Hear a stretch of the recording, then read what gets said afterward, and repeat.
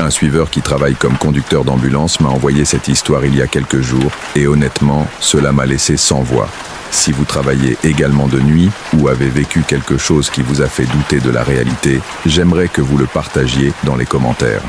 Ce témoignage vient de quelqu'un qui préfère s'identifier seulement comme Miguel, et ce qui lui est arrivé pendant une nuit de garde a complètement changé sa façon de voir le monde. Nous parlons d'un hôpital abandonné, d'un appel qui n'aurait jamais dû être répondu, et de quelque chose qui attendait dans l'obscurité.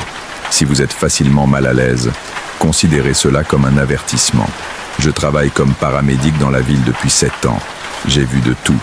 Des accidents brutaux, des morts violentes, des situations qui vous font remettre en question l'humanité. Je pensais que rien ne pouvait plus me surprendre. J'avais complètement tort. Tout cela s'est passé il y a 2 ans, pendant un service de nuit en novembre. Je travaillais avec ma collègue Daniela, une femme d'une 40aine d'années avec plus d'expérience que moi, quelqu'un en qui j'avais entièrement confiance.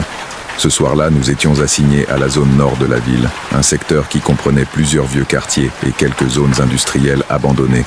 Il était 2h30 du matin lorsque nous avons reçu l'appel.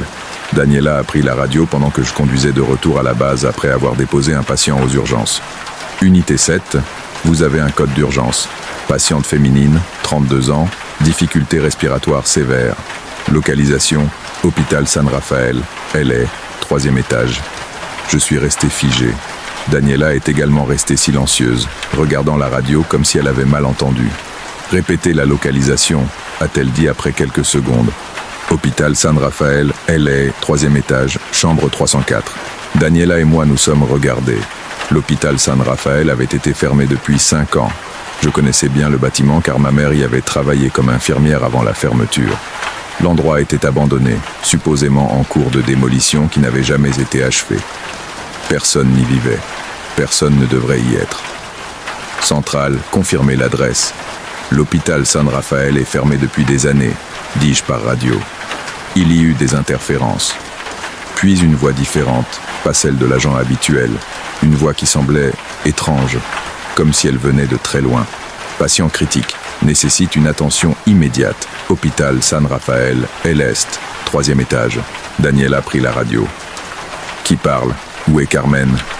Carmen était notre répartitrice ce soir-là. Plus de statique. Puis, le silence. Nous avons appelé directement le central depuis le portable. Carmen a répondu, confuse. Je ne vous ai envoyé aucun appel dans la dernière heure. De quoi parlez-vous? Nous lui avons expliqué ce que nous avions entendu. Elle a vérifié le système et nous a dit qu'il n'y avait aucun enregistrement de cet appel. Aucun appel à l'hôpital San Rafael. Rien. Ça doit être une interférence, dit-elle. Un signal croisé. Retournez à la base. Mais Daniela n'était pas convaincue. Et s'il y a vraiment quelqu'un là-bas, un sans-abri qui s'est introduit, un toxicomane qui a fait une overdose? Nous ne pouvons pas simplement l'ignorer. Je ne voulais pas y aller. Quelque chose dans mon ventre me disait que c'était une mauvaise idée. Mais Daniela avait raison. S'il y avait ne serait-ce qu'une possibilité que quelqu'un ait besoin d'aide, nous devions vérifier. Je conduisais vers l'hôpital San Rafael. Il était en périphérie du centre, dans une zone qui avait été prospère il y a des décennies, mais qui était maintenant remplie de bâtiments vides et de rues sombres. L'hôpital était une immense structure de 5 étages, avec une architecture des années 60, tout en béton, et avec des fenêtres brisées. Il y avait une grille métallique entourant la propriété, mais elle avait des trous où il était clair que des gens s'étaient introduits. J'ai garé l'ambulance devant l'entrée principale. Les lumières d'urgence du véhicule illuminaient la façade du bâtiment, projetant des ombres inquiétantes. « C'est une mauvaise idée, dis-je. »« Je sais, mais entrons vite, vérifions le 3e étage et nous partons. » Nous avons pris notre équipement et nos lampes de poche. La porte principale était ouverte, suspendue par une seule charnière. Nous sommes entrés. L'odeur a été la première chose qui m'a frappé. Humidité, moisissure et quelque chose d'autre. Quelque chose d'organique, comme de la viande en décomposition. Le hall était détruit. Le comptoir de la réception couvert de graffitis, les chaises brisées et dispersées, le sol rempli de débris et de déchets. Nos lanternes coupaient l'obscurité, révélant des morceaux de ce qui avait autrefois été un hôpital fonctionnel. Des brancards rouillés, du matériel médical ancien éparpillé partout, des panneaux tombés. « À l'est », dit Daniela, en pointant un couloir à notre droite. Nous marchions lentement, nos pas résonnant dans le silence. Je pouvais entendre de l'eau goutter quelque part, et le vent sifflait à travers les fenêtres brisées. Chaque ombre semblait bouger, chaque son semblait trop proche. Nous avons trouvé les escaliers. L'ascenseur ne fonctionnait évidemment pas. Nous avons commencé à monter. Les marches étaient couvertes de poussière et il y avait des empreintes récentes. Quelqu'un avait été ici. « Regarde !» chuchota Daniela, éclairant les empreintes. Elles étaient de pieds nus, petites, comme celles d'une femme, et elles étaient humides, laissant des marques sombres dans la poussière. Mon cœur a commencé à battre plus vite. Nous avons continué à monter. Le deuxième étage était aussi détruit que le premier. Mais quand nous sommes arrivés au troisième étage, quelque chose a changé. L'air se sentait différent, plus frais, et il y avait une nouvelle odeur, à la fois sucrée et nauséabonde. « Chambre 304, dis-je, en vérifiant les numéros sur les portes. Les portes des chambres étaient pour la plupart ouvertes, révélant des espaces vides remplis de débris. Mais quand nous sommes arrivés à la 304, la porte était fermée, et il y avait de la lumière qui filtrait en dessous. Daniela et moi nous sommes regardés. Elle a mis sa main sur la poignée. « Bonjour, nous sommes des paramédics. Y a-t-il quelqu'un ici ?» Il n'y eut pas de réponse. Elle a lentement ouvert la porte. La chambre était intacte, pas comme le reste de l'hôpital. Le lit était fait avec des draps propres. Il y avait des fleurs fraîches dans un vase sur la table, et des bougies allumées, des dizaines d'entre elles, illuminant l'espace d'une lumière vacillante. Dans le lit se trouvait une femme. Elle était allongée sur le dos, complètement immobile, les mains croisées sur la poitrine. Elle portait une robe de chambre blanche. Ses cheveux sombres étaient étendus sur l'oreiller et sa peau était pâle, presque grise. « Madame ?» dit Daniela en s'approchant. Je restais à la porte, sentant que chaque instinct dans mon corps me criait de courir. Quelque chose n'allait pas, tout n'allait pas. Daniela se pencha sur la femme, vérifiant son pouls. Puis elle se redressa brusquement, faisant un pas en arrière. « Miguel, elle est froide, elle est morte, complètement rigide. » Je regardais de plus près. La femme ne respirait pas. Ses lèvres avaient une teinte bleuâtre, mais les bougies étaient allumées. Les fleurs étaient à fraîches. Quelqu'un avait préparé cette chambre récemment. Nous devons appeler la police, que dis-je. C'est alors que la femme ouvrit les yeux. Daniela cria et trébucha en arrière. Je restais paralysé. La femme nous regardait directement, avec des yeux complètement noirs, sans blanc, sans iris, juste de l'obscurité. Elle s'assit sur le lit d'un mouvement rigide, antinaturel, comme une marionnette tirée par des fils. Son cou craqua avec le mouvement. « Ils sont arrivés », dit-elle d'une voix qui n'était pas humaine. C'était multiple, comme plusieurs voix parlant en même temps. Ils sont enfin arrivés. Daniela et moi avons couru. Nous sommes sortis de la chambre et avons couru vers les escaliers, nos lampes de poche rebondissant follement, alors que nous descendions les marches deux par deux. Derrière nous, nous avons entendu la porte de la chambre s'ouvrir. Et des pas lents, traînants, nous suivant. « J'ai attendu si longtemps », disait la voix, résonnant dans tout l'étage. « Si longtemps seul. Vous ne pouvez pas partir maintenant. » Nous sommes arrivés au deuxième étage et avons continué à courir. Mais lorsque nous sommes arrivés aux escaliers menant au premier, nous nous sommes arrêtés net. Il y avait une femme debout sur le palier. La même femme. Elle nous regardait d'en bas, avec ses yeux noirs. Comment ? Daniela n'a pas pu terminer sa phrase. La femme a commencé à monter les escaliers vers nous. Nous avons reculé vers le couloir du deuxième étage. Nous devions trouver une autre sortie. Nous avons couru dans les couloirs sombres, essayant de nous orienter. Derrière nous, les pas se multipliaient. Ce n'était plus seulement un, il y en avait beaucoup. Beaucoup de pas traînants, beaucoup de voix chuchotant. Nous avons trouvé un autre escalier au fond du bâtiment. Nous sommes descendus frénétiquement. Quand nous sommes arrivés au premier étage, nous avons réalisé que nous n'étions pas dans le hall principal. Nous étions quelque part dans l'aile est, perdus dans un labyrinthe de couloirs. « Par ici », ai-je dit, voyant une lumière au loin. Lumière naturelle, une sortie. Nous avons couru vers elle. C'était une porte qui donnait sur l'extérieur, sur une cour arrière de l'hôpital. Nous sommes sortis et avons continué à courir, contournant le bâtiment vers l'endroit où nous avions laissé l'ambulance. Les pas nous suivaient. J'ai regardé en arrière et j'ai vu des silhouettes émergeant des ombres du bâtiment. Toutes des femmes, toutes vêtues de blouses d'hôpital, toutes avec ses yeux noirs. Il y en avait au moins 20. Nous sommes arrivés à l'ambulance.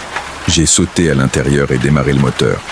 Daniela venait à peine de fermer sa porte que j'ai accéléré, nous éloignant de là avec les pneus crissants.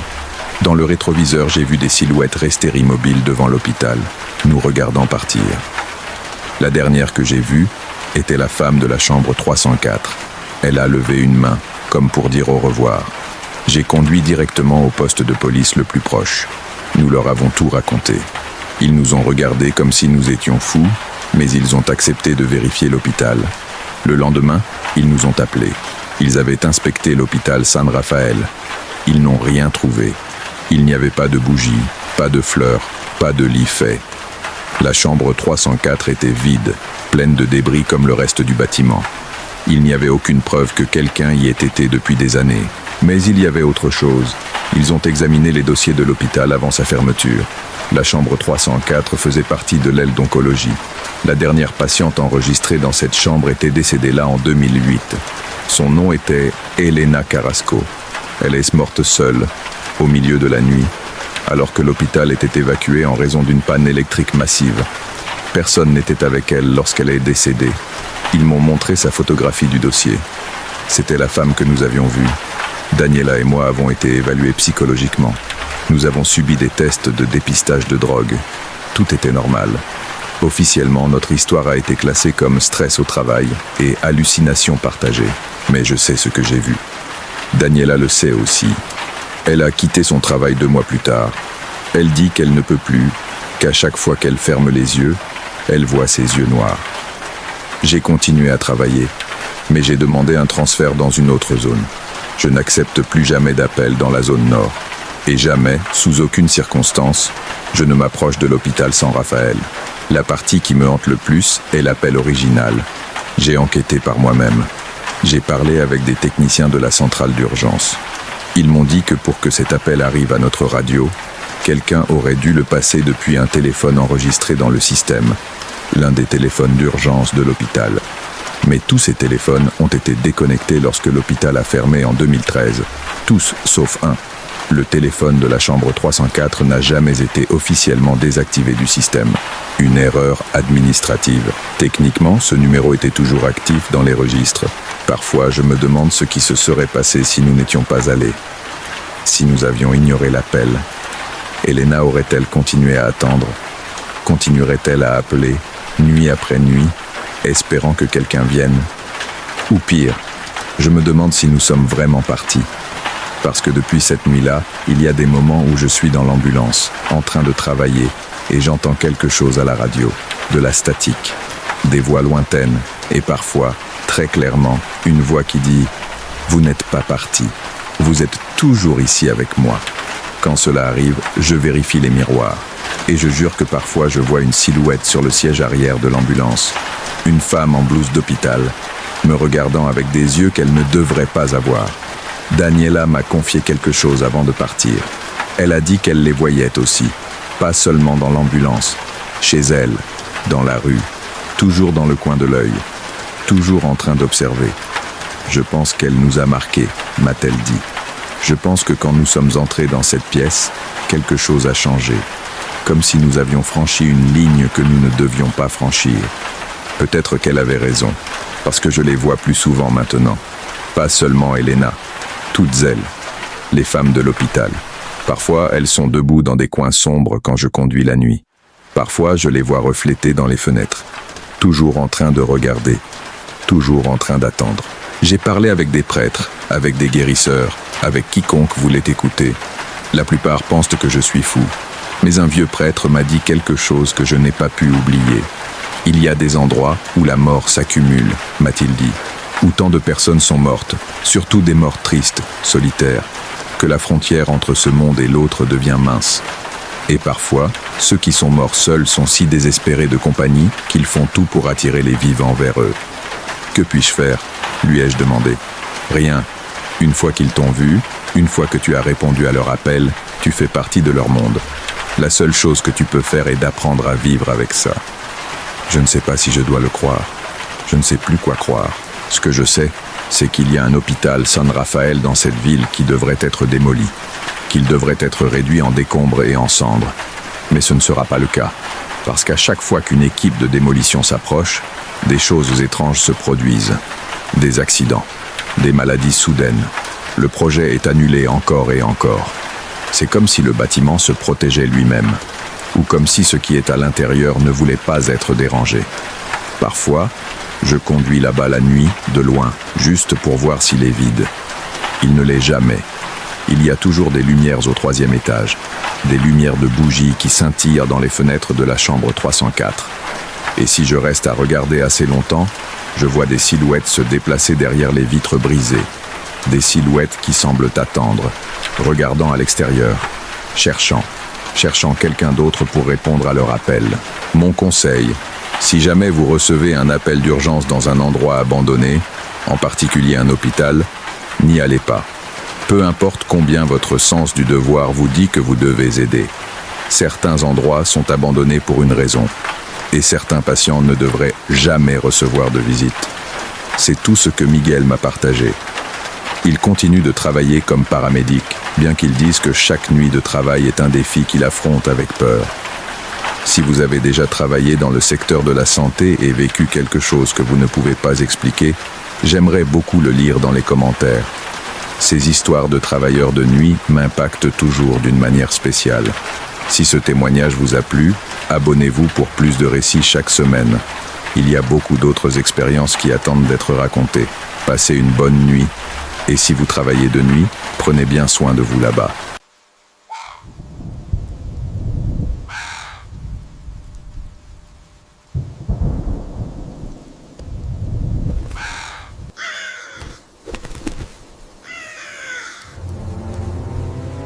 Cette histoire m'a été racontée par une abonnée nommée Patricia qui vit à Bogota, en Colombie. Ce qu'elle m'a confié sur la nounou qu'elle a engagée pour s'occuper de ses enfants est quelque chose que toute mère travailleuse pourrait vivre, et c'est précisément ce qui la rend si effrayante. Si vous avez déjà laissé vos enfants sous la garde de quelqu'un et que vous avez remarqué des changements étranges dans leur comportement, des choses qu'ils ne peuvent pas expliquer, laissez un commentaire. Parfois, nous faisons confiance à des étrangers pour prendre soin de ce que nous aimons le plus, et nous ne savons pas toujours vraiment qui ils sont. Voici l'histoire de Patricia et des 3 mois où une inconnue est restée chez elle chaque nuit, faisant des choses que aucune mère ne devrait découvrir. Je m'appelle Patricia, j'ai 35 ans, et je suis mère célibataire de 2 enfants, Matteo, 7 ans, et Camila, 5 ans. Leur père nous a quittés lorsque Camila avait à peine 1 an, et depuis, je les élève seul. Je travaille comme infirmière à l'hôpital San Ignacio à Bogota. C'est un bon travail, mais les horaires sont brutaux. L'année dernière, on m'a assigné en permanence au poste de nuit, de 10h du soir à 6h du matin, 4 nuits par semaine. Le problème était évident. Qui s'occuperait de mes enfants pendant ces nuits? Mes parents vivent à Cali, trop loin pour aider régulièrement. Je n'avais pas de famille proche à Bogota. Les crèches de nuit sont très chères et la plupart n'acceptent pas les enfants pour rester toute la nuit. J'avais désespérément besoin d'une babysitter de nuit, quelqu'un de fiable qui viendrait à mon appartement à 9h30 du soir, resterait avec les enfants pendant qu'ils dormaient et partirait quand je reviendrais à 6h30 du matin. J'ai publié des annonces dans des groupes Facebook, sur des pages d'emploi, j'ai demandé des références. J'ai interviewé 7 personnes pendant 2 semaines. Aucune ne m'a convaincu. Certaines demandaient trop d'argent, d'autres n'avaient pas d'expérience. Une m'a donné une très mauvaise impression pendant l'entretien. J'étais sur le point de quitter mon travail quand j'ai reçu un message d'une femme appelée Elena Ruiz. Elle disait qu'elle avait 15 ans d'expérience en tant que nounou, des références vérifiables, et qu'elle était disponible exactement aux horaires dont j'avais besoin. Je l'ai interviewée un samedi après-midi dans mon appartement. Elena avait environ 55 ans, des cheveux courts et gris, une silhouette mince, une voix douce. Elle s'habillait de manière conservatrice et portait un chapelet au cou. Elle parlait calmement et me regardait directement dans les yeux en répondant à mes questions. Il m'a dit qu'il avait élevé 3 enfants, tous adultes maintenant, et qu'il travaillait comme nounou depuis des années parce qu'il adorait les enfants et que la maison vide le faisait se sentir seul. Les enfants me donnent un but, dit-elle avec un sourire chaleureux, surtout les petits. Il y a quelque chose de si pur en eux, n'est-ce pas? J'ai vérifié ses références. 3 familles précédentes, toutes avec des commentaires positifs. Je l'ai appelée pour chacune d'elles. Toutes ont dit qu'Elena était fiable, affectueuse, excellente avec les enfants. Pourquoi ne travaille-t-elle plus avec vous? Ai-je demandé à l'une des références. Nos enfants ont grandi et n'avaient mal plus besoin de nounou. Mais si nous avions un autre bébé, je l'embaucherais immédiatement. Cela m'a convaincu. J'ai offert le poste à Elena. Elle a accepté. Elle a commencé la semaine suivante. Les premiers jours ont été parfaits. J'arrivais à la maison à 6h30 du matin et tout était en ordre. Les enfants dormaient dans leur lit. La maison était propre. Elena partait avec un sourire, me disant que tout avait été calme. Matteo et Camilla ne se plaignaient pas. En fait, ils semblaient contents. Madame Elena est sympathique, disait Matteo. Elle nous lit des histoires avant de dormir. Après 2 semaines, j'ai commencé à me détendre. J'avais enfin trouvé quelqu'un de fiable. Je pouvais me concentrer sur mon travail sans me soucier constamment de mes enfants. Mais alors j'ai commencé à remarquer de petites choses. Des détails que j'avais d'abord ignorés. Les jouets des enfants apparaissaient à des endroits où ils ne devraient pas être. Des jouets qui étaient rangés dans leurs chambres apparaissaient dans le salon, ou dans la cuisine, ou dans la salle de bain. Pourquoi ces jouets sont-ils partout dans la maison? Ai-je demandé à Matteo un matin. Il haussa les épaules. Madame Elena dit que c'est bien que les jouets explorent la maison la nuit. Explorent? Oui. Elle dit que les jouets sont vivants la nuit quand nous dormons, et elle les aide à explorer. C'était étrange, mais je pensais que c'était juste une façon créative de divertir les enfants avant de dormir. Rien d'alarmant. Puis j'ai commencé à remarquer que mes affaires bougeaient aussi. De petites choses. Un livre que je laissais sur la table de nuit apparaissait dans le salon. Mes clés de voiture, que je laissais toujours sur le crochet près de la porte, apparaissaient dans la cuisine. Au début, je pensais que c'était moi, que je les déplaçais sans m'en rendre compte à cause de la fatigue. Travailler de nuit dérange ton sens du temps et ta mémoire. Mais alors j'ai trouvé quelque chose que je ne pouvais pas expliquer. C'était un mercredi matin.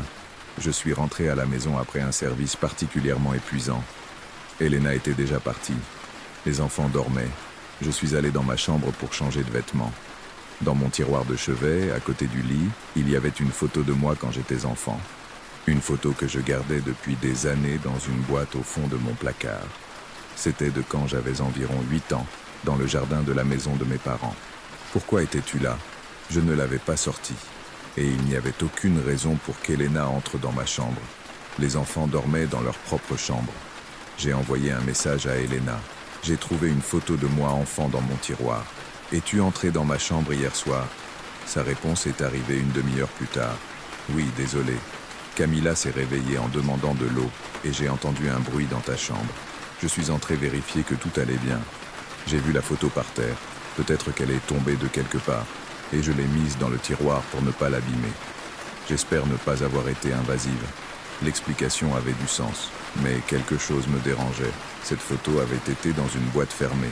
Elle ne pouvait pas simplement tomber. Cette nuit-là, avant de partir au travail, j'ai vérifié ma chambre. J'ai remis la photo dans la boîte, fermé la boîte et l'ai mise sur l'étagère supérieure du placard. J'ai aussi fermé la porte du placard. Le lendemain matin, lorsque je suis revenu, la photo était à nouveau sur mon bureau. La boîte était toujours sur l'étagère, fermée. Mais la photo avait été enlevée et remise au même endroit que la veille. Cette fois, je n'ai pas écrit à Elena. J'ai décidé d'installer une caméra. J'ai acheté une petite caméra de sécurité, de celles qui se connectent via Wi-Fi et que l'on peut voir depuis son téléphone. Je l'ai installée dans ma chambre, cachée sur l'étagère, pointant vers mon lit et mon bureau. Cette nuit, depuis l'hôpital, j'ai regardé la transmission en direct pendant mes pauses. À 23h30, Elena est entrée dans ma chambre. Elle a ouvert mon placard. Elle a sorti la boîte. Elle a sorti la photo. Elle l'a regardée pendant presque 5 minutes, la fixant intensément. Puis elle l'a soigneusement posée sur la table de nuit, a rangé la boîte et est sortie de la chambre. Mon cœur battait vite. Pourquoi ferait-elle cela? Pourquoi était-elle obsédée par cette photo de moi enfant? J'ai décidé de l'affronter. Le lendemain matin, quand je suis arrivé à la maison, Elena se préparait à partir. Elena, il faut qu'on parle. Bien sûr, il se passe quelque chose. Pourquoi continues-tu à sortir ma photo d'enfant? Je t'ai vu sur la caméra hier soir. Son expression n'a pas changé. Elle n'a pas semblé surprise ni gênée. Elle a simplement souri doucement. C'est une belle photo. Tu étais une enfant très spéciale. Comment sais-tu que j'étais spéciale? Tu ne me connaissais pas quand j'étais enfant. Je peux le voir sur la photo. Les enfants spéciaux ont une lumière. Tu l'avais. Tes enfants l'ont aussi. Elena, avec tout le respect, il est très inapproprié que tu entres dans ma chambre et que tu prennes mes affaires. S'il te plaît, ne recommence pas. Bien sûr, je suis vraiment désolé. Ça ne se reproduira plus, mais cela s'est reproduit. J'ai installé des caméras dans toute la maison, dans le salon, dans la cuisine, dans les couloirs. Et ce que j'ai vu pendant les nuits suivantes m'a glacé le sang.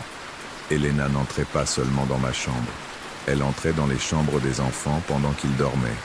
Et elle restait là, debout à côté de leur lit, à les regarder pendant des heures. Elle ne les touchait pas. Elle ne faisait rien de menaçant. Elle restait simplement là, complètement immobile, en train de les observer dormir. Parfois, elle murmurait quelque chose que je ne pouvais pas entendre clairement dans les enregistrements. Une nuit, je l'ai vue faire quelque chose qui m'a donné envie de vomir. Elle est entrée dans la chambre de Camila. Elle s'est penchée sur le lit, très près du visage de ma fille endormie, et elle est restée là, respirant, son visage à quelques centimètres de celui de Camila, pendant presque 30 minutes. J'allais la renvoyer immédiatement. Mais alors je me suis rappelé quelque chose que Matteo avait mentionné casuellement quelques jours auparavant. Madame Elena dit qu'elle veille sur nous-mêmes quand nous dormons, qu'elle nous protège des choses mauvaises. Quelles choses mauvaises? J'ai décidé de parler à mes enfants avant d'agir. Matteo, mon chéri, est-ce que Madame Elena fait quelque chose de bizarre quand vous dormez? Je ne sais pas. Je suis endormi. Mais quand tu te réveilles, tu remarques quelque chose de différent? Il a réfléchi un instant. Parfois, je me réveille et je sens que quelqu'un me regarde. Mais quand j'ouvre les yeux, il n'y a personne. Est-ce que ça te fait peur? Non. Madame Elena dit qu'elle veille toujours sur nous, que même si on ne la voit pas, elle est là. Je lui ai posé la même question à Camila. Tu aimes Madame Elena, mon amour? Oui, elle est sympathique. Mais parfois, ça me fait un peu peur. Pourquoi as-tu peur? Parce que parfois, quand je me réveille dans la nuit, elle est debout à la porte de ma chambre, juste à regarder, et quand elle me voit réveillée, elle sourit et dit « Retourne dormir, ma fille ». Et je retourne dormir. Mon estomac se tordit. C'était plus que bizarre. C'était profondément perturbant. Cette nuit-là, j'ai décidé de ne pas aller au travail. J'ai appelé en disant que j'étais malade. Je n'ai pas prévenu Elena. Je voulais voir ce qu'elle faisait quand elle pensait que je n'étais pas là. Elena est arrivée à 9h30 comme toujours. Je me cachais dans ma chambre, la porte à peine entr'ouverte, d'où je pouvais voir une partie du couloir. J'ai entendu Elena mettre les enfants au lit vers 10h. Elle leur a lu une histoire. Tout était normal. Ensuite, j'ai entendu ses pas dans le couloir. Il s'est arrêté devant la chambre de Matteo. Il est entré. La porte s'est fermée. J'ai attendu 10 minutes. Puis je me suis approché silencieusement et j'ai regardé par la fente de la porte. Elena était debout à côté du lit de Matteo, mais pas seulement en train de le regarder. Elle tenait son téléphone dans la main, en train de prendre des photos. Photo après photo de mon fils endormi, sous différents angles. J'ai ouvert la porte brusquement. « Qu'est-ce que tu fais, bon sang ?» Elena s'est retournée, toujours avec le téléphone en main. Elle n'a pas semblé effrayée, juste agacée d'avoir été interrompue. « Patricia, je pensais que tu travaillais. Pourquoi prends-tu des photos de mon fils ? Ce ne sont que des souvenirs.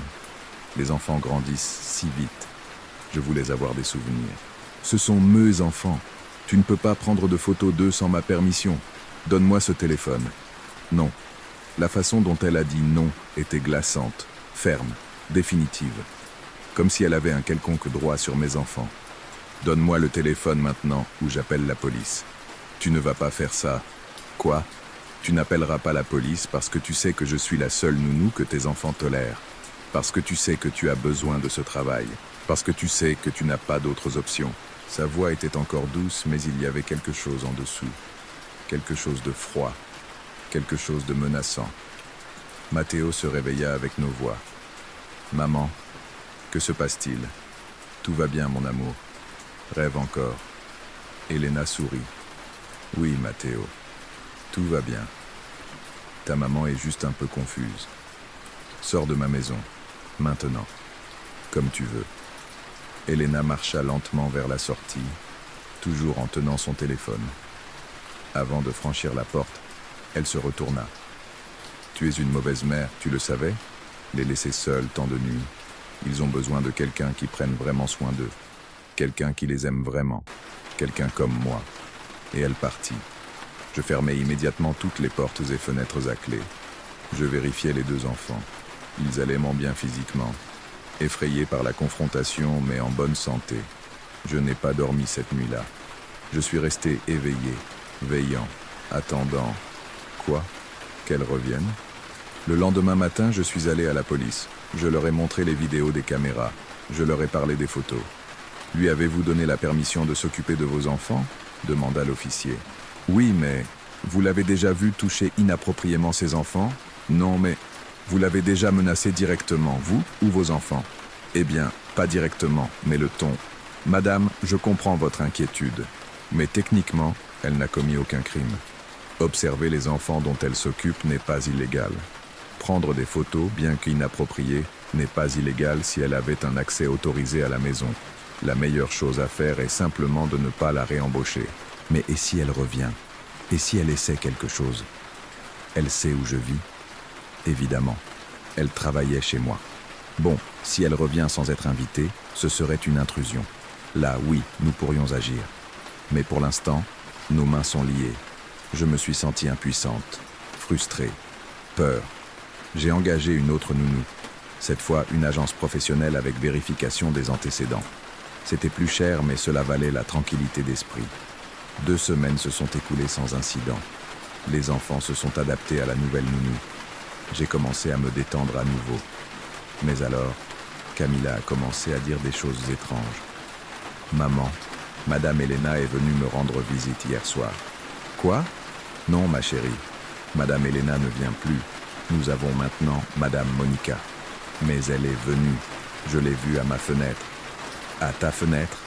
Chérie, nous sommes au 2e étage. Personne ne peut être à ta fenêtre. Mais elle était là, elle frappait le verre. Elle souriait en disant « Laisse-moi entrer, ma fille ». Mon sang se glaça. Je vérifiais la fenêtre de Camilla. Elle était fermée et la serrure en place. Mais quand je regardais dehors, il y avait des marques. Marques de doigts. Sur l'extérieur du verre. Comme si quelqu'un avait grimpé jusqu'au 2e étage et avait touché la fenêtre. J'appelai un serrurier le jour même. Il installa des barreaux de sécurité sur toutes les fenêtres des chambres des enfants. J'installai également des détecteurs de mouvement autour du bâtiment. Une semaine plus tard, les détecteurs se déclenchèrent à 2h30 du matin. Mon téléphone me alerta. Je vérifiai les caméras extérieures que j'avais installées. Il y avait quelqu'un dans le jardin, regardant vers les fenêtres du 2e étage, regardant spécifiquement vers la fenêtre de Camilla. C'était Elena. Juste là, en train de regarder, sans essayer d'entrer. Juste en train de regarder. J'ai immédiatement appelé la police. Ils sont arrivés en 15 minutes. Quand ils sont arrivés, Elena était partie. Mais les caméras l'avaient clairement enregistrée. Cette fois, ils ont pu faire quelque chose. Ils lui ont délivré un ordre d'éloignement.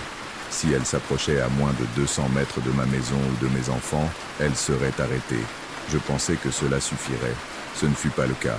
2 jours plus tard, lorsque j'ai récupéré Matteo à l'école, sa maîtresse m'a appelé à part. « Patricia, quelque chose d'étrange s'est produit aujourd'hui. Une femme âgée est venue demander pour Matteo. Elle a dit qu'elle était sa grand-mère. Évidemment, nous ne l'avons pas laissé s'approcher sans vérifier avec vous d'abord. Mais quand nous lui avons demandé une pièce d'identité, elle est rapidement partie. À quoi ressemblait-elle? 45, 50 ans, cheveux gris courts, elle portait un chapelet. Elena. Elle avait essayé d'emmener mon fils de l'école. Ça a été suffisant. J'ai parlé avec mon superviseur à l'hôpital. Je lui ai expliqué la situation, en omettant les détails les plus perturbants. J'ai réussi à changer mon service. Maintenant, je travaille 2 jours. Je gagne moins d'argent, mais je peux être avec mes enfants le soir. Il s'est écoulé 4 mois depuis que j'ai licencié Elena. Nous avons déménagé dans un appartement différent, dans un quartier différent. Les enfants ont changé d'école. Je n'ai pas revu Elena depuis. Les capteurs ne se sont jamais réactivés. Les fenêtres restent intactes. Mais Camilla dit encore que parfois, quand elle est sur le point de s'endormir, elle entend une voix douce dehors de sa fenêtre. « Ma fille, laisse-moi entrer. Je veux juste prendre soin de toi. » Je vérifie les caméras.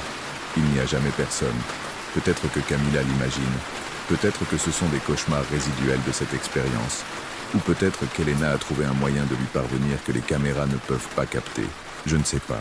Et cette incertitude est ce qui me tient éveillé de nombreuses nuits, écoutant chaque petit bruit, vérifiant chaque ombre, m'assurant que mes enfants sont en sécurité. Car j'ai appris quelque chose d'effrayant.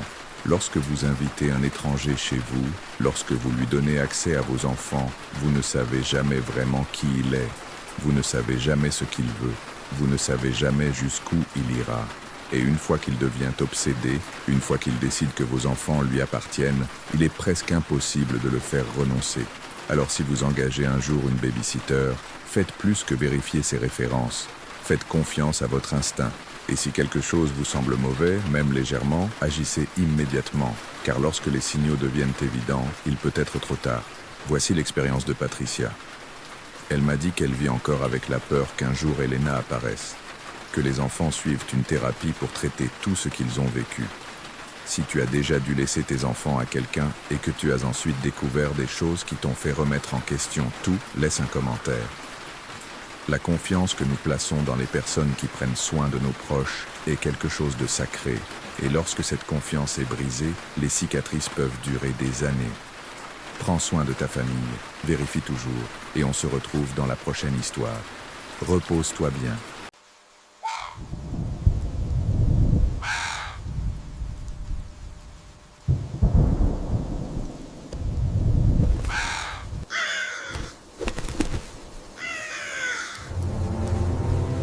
Ce que je vais vous raconter maintenant m'a été envoyé par un abonné d'un petit village de Michoacán, au Mexique. Il préfère que je l'appelle simplement Andrés. Quand j'ai fini de lire son histoire, je suis resté à regarder l'écran pendant plusieurs minutes sans savoir quoi penser.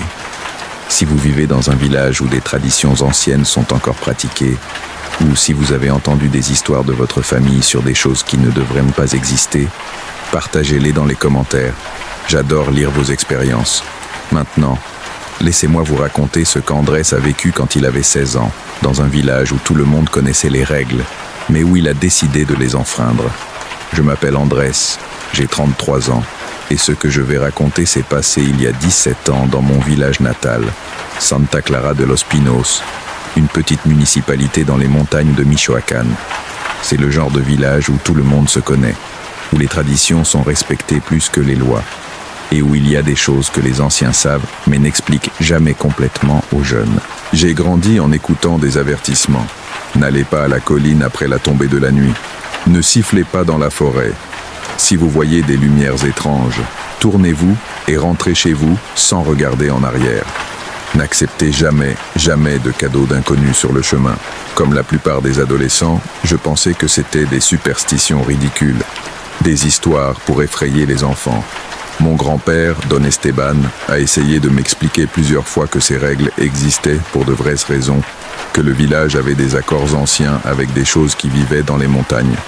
Mais je hochais juste la tête sans prêter attention. J'aurais aimé avoir écouté. Tout a commencé en octobre 2006. J'avais 16 ans et j'étais en terminale. Mon meilleur ami était Tonio, un garçon de mon âge dont la famille était arrivée au village seulement 5 ans auparavant. Tonio ne connaissait pas les histoires. Il n'avait pas grandi avec les avertissements. Pour lui, la forêt n'était qu'une forêt. La colline n'était qu'une colline. Un vendredi après-midi, après les cours, Tonio m'a proposé d'aller explorer les grottes du Cerro Norte. J'avais entendu dire que certains grands garçons avaient trouvé des formations de cristal là-bas et je voulais les voir. Nous ne pouvons pas, lui ai-je dit immédiatement. Personne ne va au Cerro après 5 heures. Pourquoi pas? Il n'est que 4 heures. Nous avons le temps. C'est que, il y a des règles. Tonio a ri. Des règles? De qui? Du maire. Andrés, ne sois pas peureux. Ce n'est qu'un Cerro. Je ne voulais pas avoir l'air lâche devant mon meilleur ami. Alors, contre tout ce qu'on m'avait appris, j'ai accepté. Nous avons quitté le village vers 4h30. La colline du Nord se trouvait à environ 3 km. Un chemin que je connaissais bien car pendant la journée, c'était une route commune pour ramasser du bois. Mais jamais, jamais je ne l'avais emprunté si tard. La forêt était silencieuse, trop silencieuse. Normalement, il y avait des oiseaux, des écureuils, le bourdonnement des insectes. Mais ce jour-là, rien. Juste nos pas crissant sur les feuilles sèches et nos respirations. « Tu sens ça ?» demanda Tonio après environ 20 minutes de marche. Sentir quoi? Comme si quelqu'un nous observait. Je le sentais. Bien sûr que je le sentais, mais je ne voulais pas l'admettre. C'est ton imagination. Nous sommes arrivés aux grottes vers 5h20. Le soleil était déjà bas, projetant de longues ombres entre les arbres. Les grottes étaient une série d'ouvertures sur la pente rocheuse de la colline, certaines petites, d'autres suffisamment grandes pour qu'une personne puisse entrer en se baissant. Tonio sortit sa lampe de poche et entra dans la plus grande. Je le suivis, mon cœur battant plus fort que d'habitude. L'intérieur de la grotte était frais et humide. Ça sentait la terre et quelque chose d'autre, quelque chose d'organique que je ne pouvais pas identifier. La lampe de poche de Tonio éclaira les murs et effectivement, il y avait des formations de cristal. Petites, mais brillantes, reflétant la lumière dans plusieurs directions. « Tu vois, je t'avais dit que ça valait le coup », dit Tonio en touchant les cristaux. Puis nous entendîmes la voix. « Vous ne devez pas être ici. » Nous nous retournâmes si vite que Tonio faillit faire tomber la lampe de poche. À l'entrée de la grotte se tenait une silhouette. Nous ne pouvions pas la voir clairement car elle était en contre-jour, mais elle était petite, de la taille d'un enfant d'environ 8 ans. « Qui es-tu » demanda Tonio en dirigeant la lampe de poche vers l'entrée. La figure se déplaça avant que la lumière ne l'atteigne, disparaissant sur le côté. « Vous ne devez pas être ici » répéta la voix. Elle était aiguë, enfantine, mais il y avait quelque chose d'antinaturel dans son ton. Quand le soleil se couche, cet endroit n'est pas pour vous. Ce n'est qu'un enfant du village, dit Tonio, bien que sa voix tremblait légèrement. Nous allons sortir. Mais quand nous sommes sortis de la grotte, il n'y avait personne. La forêt était vide, et le soleil s'était complètement couché. Sans nous en rendre compte, nous avions passé plus de temps dans la grotte que nous ne le pensions. Le ciel était d'un bleu sombre, presque noir, et les premières étoiles commençaient à apparaître. Nous devons rentrer, maintenant, dis-je, sentant la panique grandir dans ma poitrine. Nous avons commencé à marcher rapidement en arrière, par où nous étions venus. Mais après quelques minutes, je me suis rendu compte que quelque chose n'allait pas. Le chemin ne semblait pas le même, les arbres semblaient être à des endroits différents. Et le sentier que nous avions clairement suivi à l'aller semblait maintenant s'être effacé. « Tonio, est-ce que nous allons dans la bonne direction ?» « Je pense que oui. C'est par ici, non ?» Je n'étais pas sûr. Rien ne semblait familier dans l'obscurité. Nous avons continué à marcher, de plus en plus vite. Et puis Tonio s'est arrêté net. « Andrés, regarde. » Il pointa vers l'avant. À environ 50 mètres, entre les arbres, il y avait des lumières. De petites lumières qui flottaient et dansaient, comme des lucioles mais plus grandes, plus brillantes. Elles étaient de différentes couleurs, bleues, vertes, jaunes. Mon grand-père m'avait averti au sujet des lumières. Si tu vois des lumières étranges, fais demi-tour et marche vers ta maison sans regarder en arrière. Nous devons aller dans la direction opposée, dis-je, attrapant Tonio par le bras. Quoi ? Non, peut-être que ce sont des gens avec des lampes de poche qui nous cherchent. Ce ne sont pas des gens. Tonio, fais-moi confiance, nous devons partir. Mais Tonio se défit de mon emprise et marcha vers les lumières. Salut, nous sommes ici. Nous sommes perdus. Les lumières s'arrêtèrent. Et alors, toutes en même temps, elles commencèrent à se déplacer vers nous, rapidement. Tonio a crié et a couru. J'ai couru après lui, mon cœur menaçant de sortir de ma poitrine. Les lumières nous poursuivaient. Je pouvais les entendre, un bourdonnement aigu qui faisait mal aux oreilles. Nous avons couru sans direction, nous éloignant simplement de ces lumières. Des branches me griffaient le visage et les bras, des racines essayaient de me faire trébucher. J'entendais des rires derrière nous, des rires d'enfants, de nombreuses voix riant en même temps. Je ne sais pas combien de temps nous avons couru. Peut-être 5 minutes, peut-être 20. Mais finalement, les lumières ont cessé de nous poursuivre. Le bourdonnement s'est estompé. Les rires se sont éteints. Nous nous sommes arrêtés, haletants, appuyés contre des arbres. Il faisait complètement noir maintenant, la lune à peine visible à travers le feuillage. Qu'est-ce que c'était ? A réussi à dire Tonio. Je te l'ai dit, il y a des choses dans cette forêt. Ça ne peut pas être réel, il doit y avoir une explication. Avant que je puisse répondre, nous avons entendu des pas. Quelqu'un marchait entre les arbres. Des pas lourds, lents, délibérés. Et puis nous l'avons vu, il était grand. Très grand, plus de 2 mètres facilement. Sa silhouette se découpait contre le ciel nocturne. Il portait ce qui semblait être un grand chapeau et des vêtements sombres qui pendèrent de son corps comme des haillons. Il marchait avec une canne qui frappait le sol à chaque pas. Tape, tape, tape. Mon sang se glaça. Je connaissais cette silhouette. Tout le monde dans le village connaissait les histoires. L'homme au chapeau, celui qui se promenait dans la forêt après la tombée de la nuit, à la recherche de ceux qui enfreignaient les règles. « Ne bougez pas, murmurai-je. Ne faites pas de bruit. La silhouette s'arrêta. Elle tourna sa tête vers nous. Nous ne pouvions pas voir son visage, seulement l'ombre du grand chapeau. Mais nous savions qu'il nous avait vus. Il leva une main. Un long doigt pointa vers nous. « Vous n'appartenez pas ici », dit-il. Sa voix était profonde, résonnante, comme si elle venait de l'intérieur même de la terre. « Vous avez enfreint les règles. Maintenant vous devez payer. » Tonio, pris de panique, s'est mis à courir. J'ai crié son nom, mais il ne s'est pas arrêté.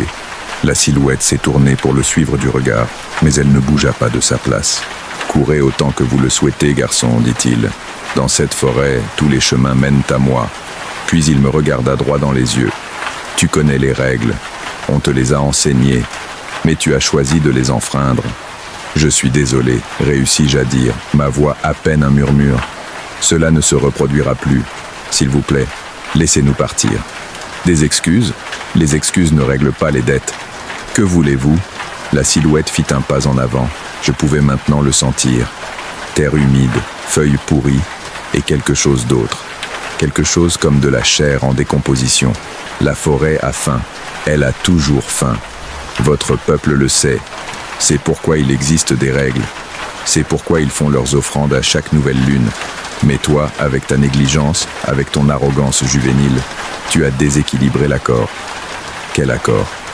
Le pacte fait il y a de nombreuses années entre votre peuple et ceux qui habitent ici. Vous nous respectez, suivez les règles, nous faites des offrandes. Nous laissons le peuple en paix.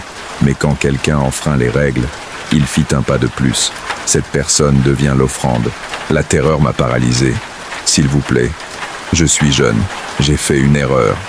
Les jeunes font toujours des erreurs, et ils en paient toujours le prix. Que puis-je faire? Il doit y avoir quelque chose que je peux faire. La silhouette resta silencieuse un moment. La forêt entière semblait retenir son souffle. Il y a une possibilité, mais cela nécessite un sacrifice. Quoi que ce soit, fais attention à ce que tu promets, garçon. Les mots ont du pouvoir ici. Je déglutis. Que dois-je faire?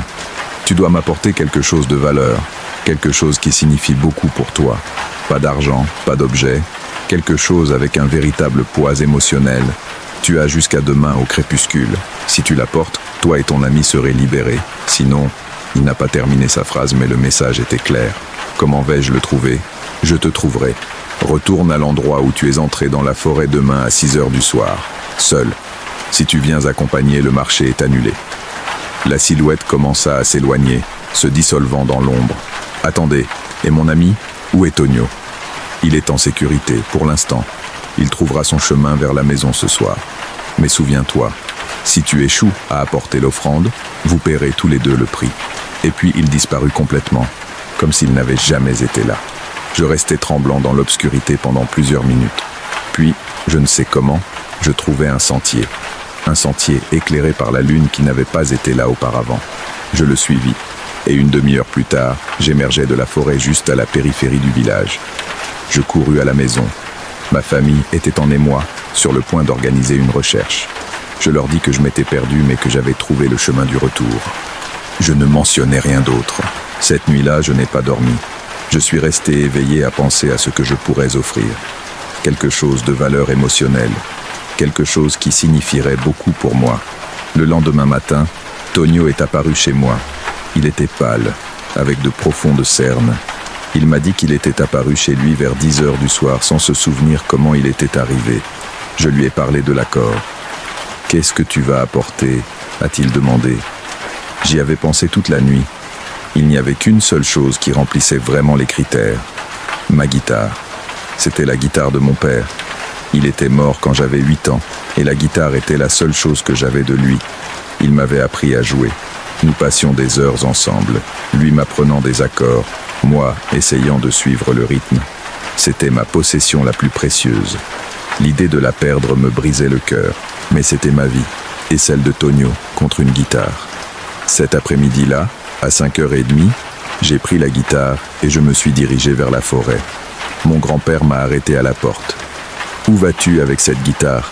Je ne pouvais pas lui mentir. « J'ai enfreint les règles, grand-père. Hier soir, je suis allé au sommet après la tombée de la nuit. Maintenant, je dois payer. » Son visage est devenu pâle. « Tu l'as vu, l'homme au chapeau ?» J'ai hoché la tête. Mon Dieu, Andrés, que t'a-t-il demandé? Je lui ai tout raconté. Le grand-père a fermé les yeux, son visage montrant un mélange d'inquiétude et de résignation. Cette guitare était celle de ton père. Je le sais. Es-tu sûr de vouloir faire cela? Je dois le faire. Mon grand-père a hoché lentement la tête. Alors vas-y, mais souviens-toi, quand tu feras l'offrande, fais-le avec respect. Remercie pour ce qui t'est donné en échange. Et jamais, ne recommence à enfreindre les règles. J'ai atteint le bord de la forêt exactement à 6 heures. Le soleil était bas à l'horizon, peignant le ciel d'orange et de rouge. J'ai attendu. Et alors, comme il l'avait promis, il est apparu. L'homme au chapeau émergea des arbres, aussi grand et imposant que je me le rappelais. « Tu es venu, dit-il, et tu as apporté une offrande. » J'ai tendu la guitare avec des mains tremblantes. C'était celle de mon père. C'est la chose la plus importante que j'ai. La silhouette prit la guitare avec des mains qui semblaient plus des griffes que des doigts. Elle l'examina, passant ses griffes sur les cordes, produisant un son glaçant. Je peux sentir l'amour dans cet instrument, des années de souvenirs, des rires, des larmes, une connexion entre père et fils. Il me regarda. C'est une offrande appropriée. La guitare disparut de ses mains comme si elle s'était dissoute dans l'air. Le marché est conclu. Toi et ton ami êtes libres. La dette est payée. Je ressentis un soulagement mêlé à une profonde tristesse. La guitare était partie. Ma dernière connexion physique avec mon père. Mais écoute bien, garçon, continua l'homme au chapeau. C'est ta seule chance. Si tu enfreins à nouveau les règles, si tu manques de respect à la forêt, il n'y aura pas de marché. Il n'y aura pas d'option. Comprends-tu? Oui, monsieur. Bien, maintenant va-t'en et dis à ton ami d'apprendre les règles. Ceux qui viennent de l'extérieur doivent apprendre vite, ou la forêt les réclamera. Puis-je poser une question? La silhouette inclina sa tête. Une, juste une. Que êtes-vous? Que êtes-vous tous? Il y eut un long silence. Puis, la voix résonna à nouveau, mais cette fois avec un ton presque triste. Nous sommes ceux qui restent. Lorsque les humains sont arrivés sur ces terres, ils ont apporté leur religion, leur civilisation. Mais nous étions déjà ici, esprits de la forêt, de la montagne, de l'eau. On nous appelait des dieux autrefois. Maintenant, nous ne sommes que des gardiens. Nous protégeons ce qui reste des anciens lieux, et nous faisons payer ceux qui ne respectent pas l'ancien. Pourquoi le peuple fait-il des offrandes? C'est une seconde question. Mais je vais y répondre car vous avez bien payé. Le peuple fait des offrandes parce qu'il y a longtemps, lorsque Santa Clara a été fondée, les colons voulaient abattre toute la forêt. Nous aurions pu les détruire. Mais les anciens du peuple ont proposé un accord. Ils ne prendraient que ce qui est nécessaire, respecteraient certains lieux, suivraient certaines règles, et en échange, nous leur donnerions protection. La forêt prendrait soin d'eux. Aucune peste ne les affecterait. Aucune sécheresse ne ruinerait leur récolte. Pendant 200 ans, cet accord a été maintenu. Je me suis alors rendu compte de quelque chose que j'aurais dû toujours savoir. Santa Clara n'avait jamais souffert des malheurs qui affectaient d'autres villages. Il n'y avait jamais de famine, jamais de fléau. Les gens vivaient bien, la terre était généreuse. Et tout cela était à cause de ce pacte. « Pars maintenant », dit l'homme au chapeau, avant que je ne change d'avis. Il n'avait pas besoin de me le dire 2 fois. Je me suis retourné et j'ai marché de retour au village. Je n'ai pas regardé en arrière. Tonio et sa famille ont quitté le village 3 mois plus tard. Nous n'avons jamais parlé de cette nuit-là, mais je sais qu'il n'a jamais oublié. Il m'a écrit des années plus tard, quand il vivait déjà à Mexico, me disant que parfois il rêvait encore des lumières dans la forêt, de la silhouette de l'homme au chapeau. Je suis resté à Santa Clara jusqu'à ce que j'ai 25 ans, puis je me suis installé à Morelia pour le travail. Mais je reviens chaque année pour le jour des morts et pour les célébrations de la nouvelle lune, quand le village fait ses offrandes à la forêt. Je n'ai jamais recommencé à enfreindre les règles. Je ne vais jamais à la colline après la tombée de la nuit. Je ne siffle pas dans la forêt. Et quand je vois des lumières étranges, je fais demi-tour et je rentre chez moi sans regarder en arrière. Mon grand-père est mort il y a 5 ans. Avant de mourir, il m'a appelé à son côté. « Andrés », m'a-t-il dit, sa voix faible, « tu vas devoir enseigner les règles à la prochaine génération. Les jeunes oublient. Ils pensent que ce ne sont que des superstitions. Je sais, grand-père. Raconte-leur ton histoire. Dis-leur ce que tu as payé. Certains doivent apprendre à la dure, mais peut-être que ton expérience sauvera d'autres. J'ai promis que je le ferai. C'est pourquoi je raconte cela maintenant. pour que d'autres sachent que les règles existent pour de vraies raisons, que les anciens accords sont toujours respectés, qu'il y a des choses dans ce monde qui sont plus anciennes que notre civilisation, plus puissantes que notre technologie et qui méritent du respect. Santa Clara de los Pinos existe encore. C'est toujours un village prospère et paisible. Et si tu y vas et que tu demandes aux anciens, ils te raconteront les règles. Ils te diront de ne pas aller à la colline après la tombée de la nuit. Ils te mettront en garde contre les lumières dans la forêt. Et si tu es intelligent, tu les écouteras. Parce que j'ai payé avec la guitare de mon père. D'autres ont payé avec bien plus.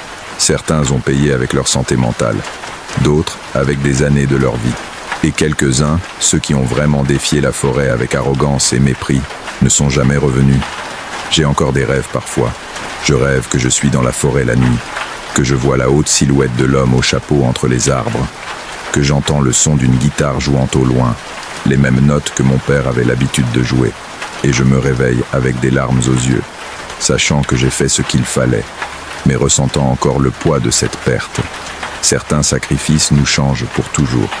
Certains prix ne cessent jamais de faire mal, même des années après les avoir payés. Mais je suis en vie. Tonio est en vie. Et cela doit suffire. Jusqu'ici l'histoire d'Andrés. Il m'a dit qu'il a maintenant un fils, et quand il sera assez grand, il lui enseignera les règles, tout comme son grand-père lui a appris. Si tu as grandi dans un village avec des traditions anciennes, avec des règles qui semblaient n'avoir aucun sens jusqu'à ce que tu les enfreignes, j'aimerais entendre ton expérience. Laisse-la dans les commentaires. Et si cette histoire t'a fait réfléchir à 2 fois avant d'ignorer les avertissements des anciens, partage-la pour que d'autres y réfléchissent aussi. Passe une bonne nuit.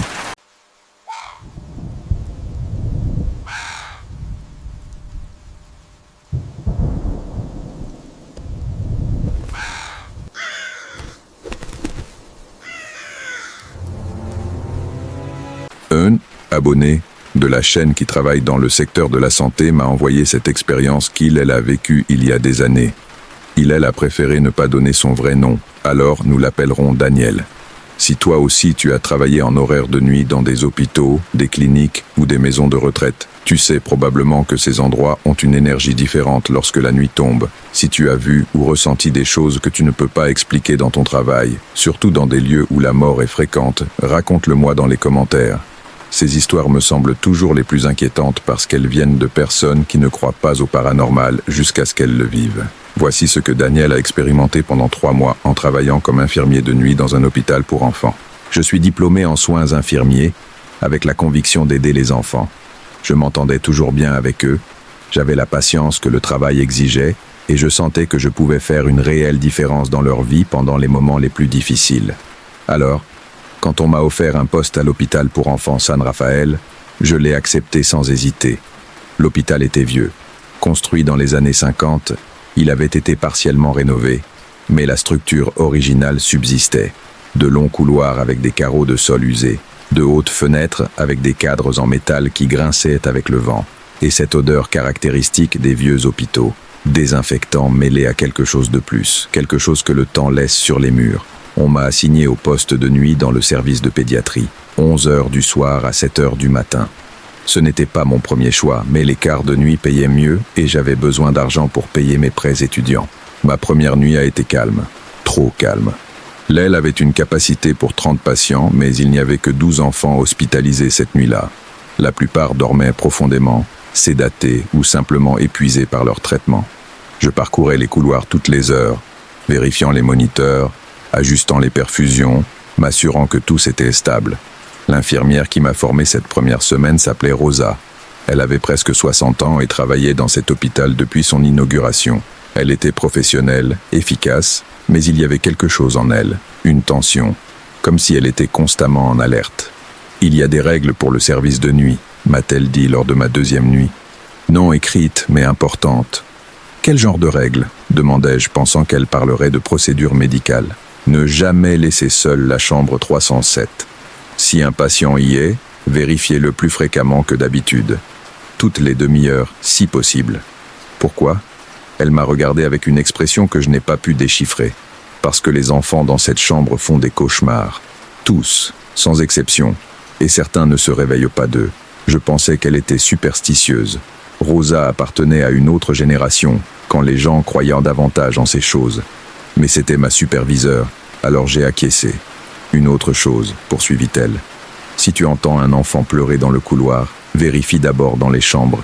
Si tous les enfants dorment et que les pleurs continuent, ignore-les. Ne les cherche pas. Quoi? Pourquoi pas? Parce que tu ne trouveras pas un enfant.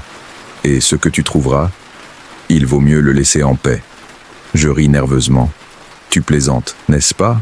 Elle ne sourit pas. J'espère que je plaisantais, Daniel. Je travaille ici depuis 32 ans. J'ai vu des choses. J'ai appris qu'il y a des patients vivants et il y en a d'autres. Et pendant la nuit, il est parfois difficile de faire la différence. Je n'ai pas su quoi répondre à cela. La troisième nuit, j'ai travaillé seul pour la première fois. Rosa avait son jour de congé. J'étais nerveux, non pas à cause de ces avertissements étranges, mais simplement parce que c'était ma première nuit sans supervision directe. Tout s'est bien passé jusqu'à 2 heures du matin. J'étais à la station de soins infirmiers, en train de mettre à jour les dossiers sur l'ordinateur, quand j'ai entendu des pleurs. C'était doux, étouffé, comme si cela venait de loin. Un petit enfant. Pas plus de 4 ou 5 ans, d'après le ton. Je me suis levé immédiatement. J'ai vérifié le panneau de surveillance qui montrait quelle chambre avait des patients. Ensuite, j'ai parcouru le couloir, vérifiant chaque chambre une par une. Tous les enfants dormaient. Profondément. Certains avec des moniteurs cardiaques affichant des rythmes stables et calmes. Aucun ne pleurait, mais les pleurs continuaient. Ils venaient du couloir, plus précisément du bout du couloir, où se trouvait la chambre 307. Je me suis rappelé les mots de Rosa. Si tous les enfants sont endormis et que les pleurs continuent, ignore-les. Mais je ne pouvais pas faire ça. J'étais infirmier. Si un enfant pleurait, il fallait l'aider. C'était mon travail. Je suis allé jusqu'au bout du couloir. Les pleurs devenaient plus clairs, plus désespérés, comme si quelqu'un avait peur, perdu, dans le besoin. La chambre 307 était vide cette nuit-là, sans patients assignés. La porte était fermée mais pas à clé. Les pleurs venaient définitivement de l'intérieur. J'ai mis ma main sur la poignée. Elle était froide, plus froide qu'elle ne devrait l'être. Mais je l'ai tournée et j'ai ouvert la porte. La chambre était sombre sauf la lumière tamisée qui entrait du couloir. Je pouvais voir le lit vide, le moniteur éteint, la chaise près de la fenêtre où les parents s'asseyaient habituellement. Et sur cette chaise, il y avait un enfant. Il était petit, peut-être 4 ans. Il portait un pyjama d'hôpital bleu pâle, ses cheveux étaient foncés et en désordre. Il était assis avec les jambes pendantes, trop courtes pour toucher le sol, se balançant doucement d'avant en arrière. Et il pleurait. Doucement mais constamment. « Hé !» dis-je doucement en entrant dans la pièce. « Tu vas bien? Comment es-tu arrivé ici ?» L'enfant ne répondit pas. Il continua à pleurer, se balançant. Je m'approchai davantage. « Où sont tes parents? De quelle chambre viens-tu » Quand j'étais à quelques mètres, l'enfant cessa de pleurer brusquement. Et lentement, très lentement, il tourna la tête pour me regarder. Il n'avait pas d'yeux. Il n'y avait pas de cavité vide. Il n'y avait pas de cicatrice. Il n'y avait tout simplement pas d'yeux. Juste une peau lisse là où il devrait être. Mais d'une manière ou d'une autre, je savais qu'il me regardait. « Aide-moi » dit-il d'une voix faible et brisée. « Ça me fait mal. Tout me fait mal. Aide-moi, s'il te plaît. » Je reculai sans réfléchir. Mon dos heurta la porte qui s'était fermée derrière moi. Je cherchai la poignée à l'aveugle sans détourner le regard de l'enfant. « Ça me fait très mal » répéta-t-il. Et il se remit à pleurer. Mais cette fois, des larmes coulaient là où devraient être ses yeux.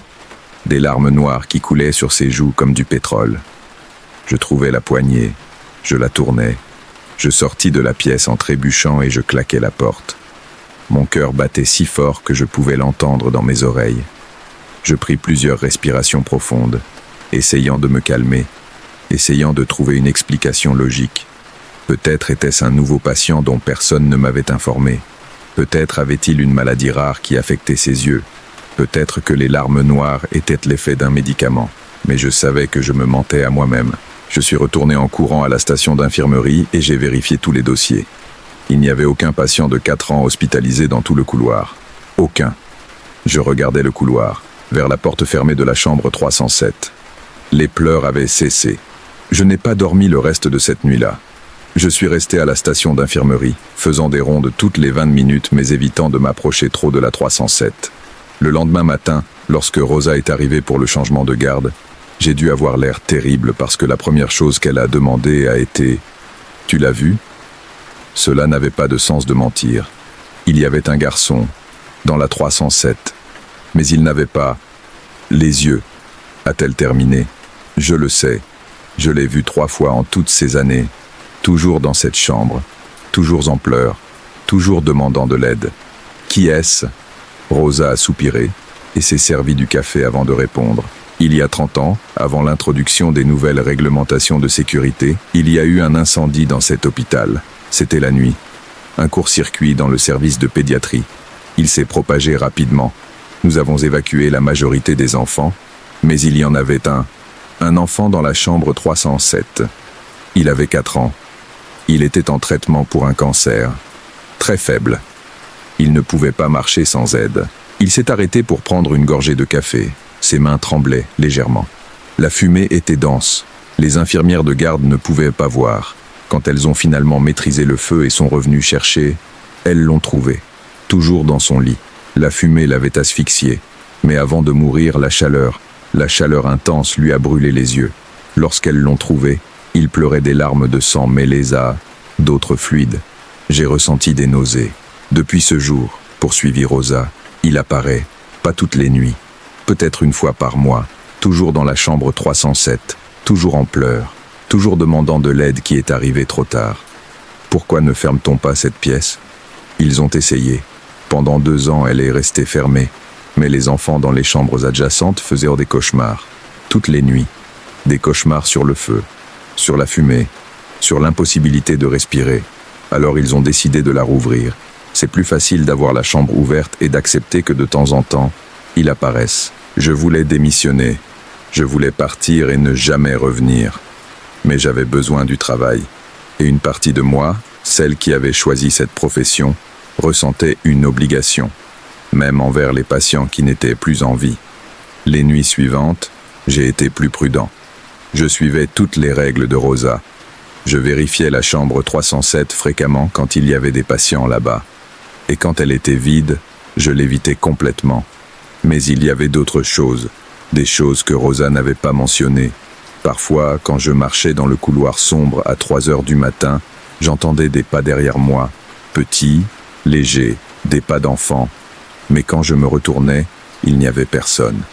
D'autres fois, les lumières clignotaient en séquence, comme si quelque chose d'invisible marchait dans le couloir, faisant faiblir chaque lumière brièvement à son passage.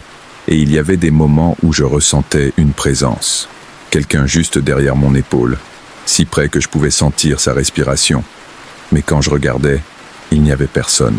Un jour, j'ai demandé à Rosa s'il y avait d'autres patients comme le garçon de la chambre 307. Elle m'a regardé pendant longtemps avant de répondre. Daniel, cet hôpital a presque 70 ans. Pendant tout ce temps, des centaines d'enfants y sont morts. La plupart trouvent la paix. Ils partent. Mais certains restent. Ceux qui sont morts effrayés. Ceux qui sont morts seuls. Ceux qui sont morts sans comprendre ce qui leur arrivait. Ceux-là restent. Combien ? Murmurai-je. Je ne le sais pas exactement. Mais dans cette aile, pendant la nuit, nous ne sommes jamais vraiment seuls. Il y en a au moins 5 dont je suis sûr qu'ils restent. L'enfant de la chambre 307 est le plus visible. Mais il y en a d'autres. Lesquels ? Il y a la fille de la salle de bain.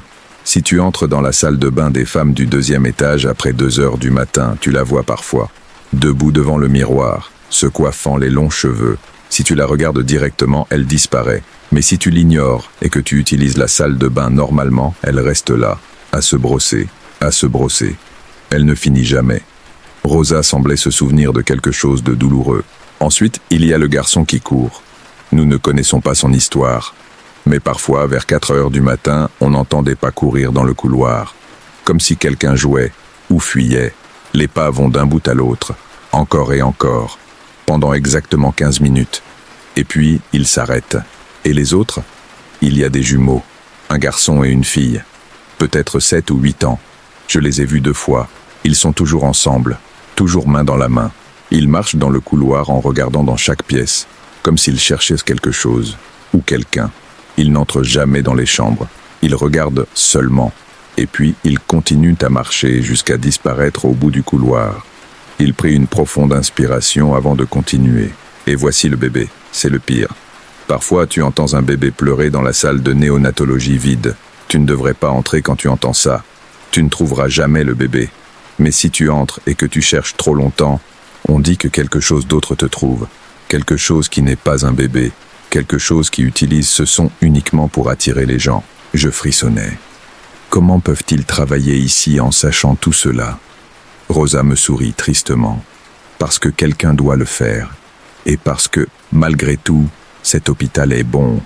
Nous sauvons plus d'enfants que nous en perdons.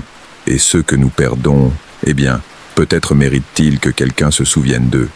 Que quelqu'un reconnaisse qu'ils sont ici. J'ai continué à travailler là-bas. Pas parce que j'étais courageux, mais parce que j'avais besoin d'argent. Et que, étrangement, j'ai commencé à comprendre ce que Rosa voulait dire. Les enfants fantômes n'étaient pas malveillants. Ils ne tentaient pas de nous faire du mal. Ils étaient simplement là, piégés dans leurs derniers moments de confusion, de douleur ou de peur, repetant leurs actions encore et encore parce qu'ils ne savaient pas comment faire autrement. J'ai instauré une routine. Quand j'entendais l'enfant pleurer dans la chambre 307, j'entrais brièvement. Je ne m'approchais pas trop. Je disais simplement « Je suis désolé, j'espère que nous sommes arrivés à temps, mais tu n'es pas seul maintenant. Je suis là. Nous sommes tous là. » Les pleurs ne cessaient jamais, mais ils semblaient moins désespérés, plus doux. Quand j'entendais les pas courir, je me tenais dans le couloir et je laissais passer à côté de moi. Parfois je murmurais « Ça va, tu peux te reposer maintenant. Tu n'as pas besoin de continuer à courir. » Les pas ne s'arrêtèrent jamais. Mais il y avait des nuits où ils duraient moins de 15 minutes. Une nuit, environ un mois après avoir commencé, j'ai vu les jumeaux. J'étais en train de vérifier la chambre 315 quand je les ai vus passer dans le couloir, main dans la main, marchant lentement, regardant dans chaque chambre. Je suis sorti dans le couloir. « Bonjour », ai-je dit doucement. Ils se sont arrêtés. Ils ont tourné la tête pour me regarder. Leurs yeux étaient grands et tristes. « Qui cherchez-vous » ai-je demandé. La fille a ouvert la bouche comme pour parler, mais aucun son n'est sorti. Elle a seulement bougé ses lèvres formant un mot que j'ai pu lire. « Maman ». Mon cœur s'est un peu brisé. « Je suis désolé, dis-je. Je ne sais pas où est ta mère, mais elle vous aime. Je suis sûr de ça. Et il est bon que vous vous reposiez. Il est bon que vous arrêtiez de chercher. » Ils m'ont regardé pendant longtemps. Et puis, pour la première fois selon Rosa, ils ont fait quelque chose de différent. La petite fille leva sa main libre et me salua d'un petit geste, un adieu. Et ils disparurent. Ils ne s'estompèrent pas progressivement. Ils cessèrent simplement d'être là, comme s'ils n'avaient jamais existé. Rosa était excitée quand je lui ai raconté. Ils n'avaient jamais fait ça, dit-elle avec des larmes aux yeux. En 10 ans que je les vois, ils n'ont jamais changé leur motif. Peut-être ont-ils enfin pu partir. Mais tout n'a pas été positif. Il y eut une nuit, près de mon 3e mois de travail, où tout a mal tourné. Nous avions un nouveau patient en 307. Un garçon de 6 ans avec une pneumonie sévère. Il était stable mais nécessitait une surveillance constante. Je vérifiais la chambre toutes les demi-heures, comme Rosa me l'avait appris. À 3 heures du matin, je suis entré pour ma ronde de routine. L'enfant dormait, connecté à son moniteur qui sonnait régulièrement. Tout était normal, mais il y avait quelque chose d'autre dans la chambre. Sur la même chaise où j'avais vu l'enfant sans yeux, il y avait une ombre. Ce n'était pas l'enfant fantôme. C'était quelque chose de différent, plus grand, plus sombre, une présence dense qui semblait absorber la lumière. Et elle était penchée sur le lit du patient, près de son visage, comme si elle lui susurrait quelque chose. L'enfant dans le lit commença à bouger, agité. Sa respiration s'accéléra. Le moniteur se mit à sonner plus vite, mais il ne se réveillait pas. « Non !» criai-je sans réfléchir. Je courus vers le lit et me mis entre l'ombre et l'enfant. « Laisse-le en paix !» La température de la pièce chuta brusquement. Je pouvais voir mon souffle. Le moniteur commença à faiblir, émettant des bips erratiques. L'ombre se leva. Elle grandit. Elle s'étendit jusqu'à remplir le coin de la pièce. Et je ressentis quelque chose. Une malveillance, une intention. Pas comme la tristesse des enfants fantômes. C'était autre chose, quelque chose de vorace, quelque chose qui se nourrissait, cherchant désespérément quelque chose à faire. Et je me suis souvenu des mots de Rosa. C'est un bon hôpital. Nous sauvons plus d'enfants que nous en perdons. Tu ne peux pas l'emmener, dis-je, ma voix tremblante mais ferme. Cet enfant va vivre, il va guérir, il va sortir d'ici. Ce n'est pas ton tour, ce n'est pas ton tour. L'ombre a pulsé, la pièce a vibré, et alors j'ai entendu des voix, plusieurs voix d'enfants chuchotant à l'unisson. Ce n'est pas son tour, ce n'est pas son tour, ce n'est pas son tour. Les enfants fantômes, tous. Ils étaient là. Je ne pouvais pas les voir clairement, mais je pouvais sentir leur présence. 5, 10, peut-être plus. Tous rassemblés, tous répétant les mêmes mots. L'ombre s'est contractée. Elle est devenue plus petite. Et avec un son comme de l'air s'échappant d'un ballon, elle a disparu. La température est revenue à la normale. Le moniteur s'est stabilisé. Et l'enfant dans le lit a poussé un profond soupir et s'est plongé dans un sommeil paisible. Je me laissais tomber sur la chaise, tremblant. Je pouvais sentir la présence des enfants fantômes encore là, m'entourant, me protégeant. « Merci », murmurait. Il n'y eut pas de réponse audible, mais je ressentis quelque chose, une chaleur, une acceptation. Et puis ils partirent aussi. Le lendemain matin, lorsque Rosa arriva et que je lui racontais ce qui s'était passé, elle pâlit. « Cette ombre, dit-elle. Je l'ai vue avant, rarement. Elle vient quand un enfant est très faible, très proche. Elle essaie d'accélérer le processus, de les emporter avant l'heure. Je n'avais jamais vu d'autres fantômes les défendre ainsi. Qu'est-ce que cette chose? Je ne sais pas. Quelque chose qui vit dans les hôpitaux, qui se nourrit de la mort, surtout de la mort prématurée. Quelque chose qui n'est pas humain et ne l'a jamais été. Je regardais vers la chambre 307. L'enfant était maintenant réveillé, prenant son petit déjeuner, riant avec sa mère qui était arrivée tôt. Il vivrait. L'ombre ne l'avait pas emporté. J'ai travaillé dans cet hôpital pendant 3 mois supplémentaires. Pendant ce temps, j'ai appris les schémas, les horaires, les emplacements. Je savais quand attendre quoi. Le garçon de la chambre 307 pleurait tous les 12 jours, toujours vers 2 heures du matin. Les pas courants avaient lieu les mardis et jeudis à 4 heures. La fille du miroir apparaissait chaque nuit, constante et silencieuse. Les jumeaux, je ne les ai jamais revus après cette nuit-là. Rosa pensait qu'ils avaient finalement trouvé la paix. Je voulais le croire. Et l'ombre est apparue 2 fois de plus. Mais à chaque fois, quand je m'interposais et appelais les enfants fantômes, elle se retirait. C'était comme s'il y avait un équilibre. L'ombre pouvait rôder, essayer, mais les esprits des enfants qui étaient restés protégeaient ceux qui vivaient encore. J'ai abandonné après ces 3 mois. Pas parce que j'avais peur, pas parce que je ne pouvais pas le gérer, mais parce que je me suis rendu compte que ce travail, cet endroit, demandait quelque chose de moi que je n'étais pas prêt à donner à long terme. Rosa comprendit. « Cet endroit n'est pas pour tout le monde, » dit-elle lorsque je lui ai remis ma démission. « Et ce n'est pas mal de l'admettre. Tu as fait plus ici en 3 mois que certains en années. Les enfants, tous les enfants, se sentent plus en sécurité quand tu es là. » « Trouveront-ils quelqu'un pour me remplacer ?» demandai-je. Finalement, nous le faisons toujours.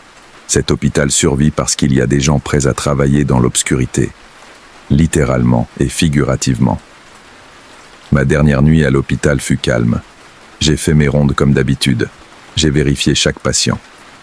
Je me suis assuré que tous étaient à l'aise et en sécurité. Quand est arrivée ma dernière heure, j'ai parcouru le couloir vide une dernière fois. Je me suis arrêté devant la chambre 307. La porte était ouverte, la pièce était vide et sombre. « Au revoir », dis-je à voix basse.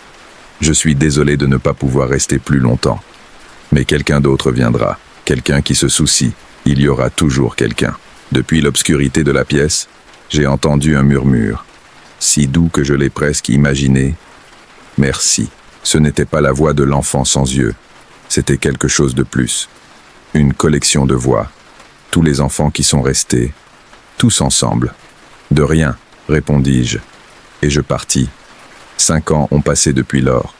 Je travaille dans un autre hôpital maintenant. Service de jour. Elle des adultes, c'est plus facile, moins compliqué, sans fantômes que je sache. Mais parfois, quand je travaille tard et que les couloirs sont vides et silencieux, j'entends de petits pas, pas d'enfants. et je ressens une présence familière, comme si quelque chose m'avait suivi, comme si les enfants fantômes de l'hôpital San Rafael ne m'avaient pas terminé. Cela ne me fait pas peur. D'une certaine manière, c'est rassurant, savoir qu'ils sont là, qu'ils continuent de protéger, que l'équilibre perdure. Et chaque 17 novembre, anniversaire de cet incendie il y a 30 ans, j'allume une bougie, je la laisse brûler toute la nuit, et je dis une prière pour l'enfant de la chambre 307, pour les jumeaux qui cherchèrent leur mère, pour la fille du miroir, pour tous les enfants qui sont restés quand ils auraient dû partir, parce qu'il faut que quelqu'un se souvienne d'eux. Quelqu'un doit reconnaître qu'ils ont existé, qu'ils ont compté, et que, à leur manière étrange et tragique, ils comptent encore. C'était l'expérience que Daniel a partagée avec moi. Il me dit qu'il ressent encore parfois la présence de ses enfants fantômes, comme s'ils maintenaient une connexion avec lui. Si vous avez travaillé dans des hôpitaux, des maisons de retraite, des morgues ou tout endroit où la mort est fréquente, et si vous avez vécu des choses inexplicables, j'aimerais beaucoup lire votre histoire dans les commentaires. Parfois, les lieux où la vie se termine deviennent des endroits où certains ne peuvent pas partir. Prends soin de toi et rappelle-toi que tous ceux qui restent ne cherchent pas à nous faire du mal. Certains ont simplement besoin d'être rappelés. On se retrouve dans la prochaine histoire.